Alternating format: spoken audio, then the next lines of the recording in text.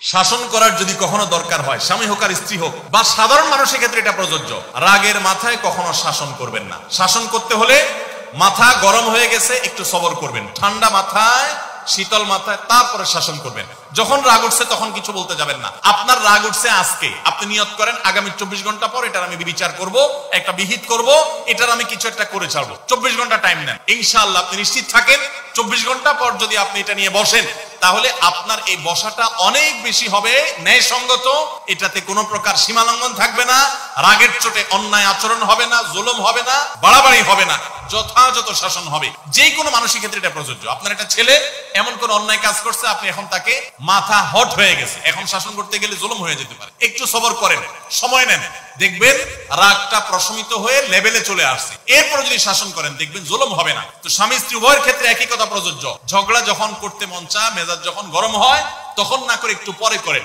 আমি সৌদি আরবে প্রবাসে যখন ছিলাম আমি দেখেছি অনেক বাংলাদেশি ভাইরা, তখন নেটের এত বেশি প্রচলন ছিল না, তারা মোবাইলে একটার পর একটা কার্ড রিচার্জ করতো 50 রিয়াল 100 রিয়াল দিয়া। কেন?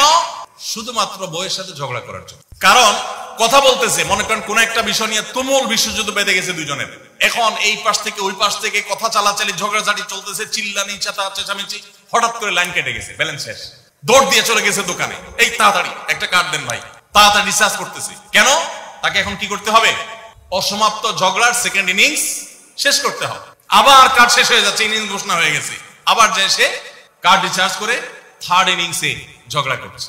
কত বড় বেকুব চিন্তা করে। এই ঝগড়াটা স্বামী স্ত্রী দুই জায়গায় থাকেন, ফোনে যদি ঝগড়া হয়, আমি বুদ্ধি দেই যে ফোনটা যখনই দেখলেন যে ঝগড়া শুরু হয়ে গেছে তখন সাথে সাথে মোবাইলটা অফ করে ফেলেন। অফ করে 3 দিন মাত্র রাখেন, অন্য একটা নাম্বার বাটন ফোন দিয়ে আপাতত অফিসের কাজ কাম ছাড়েন, আর বউয়ের সাথে যোগাযোগের নাম্বারটা 3 দিনের জন্য বন্ধ রাখেন।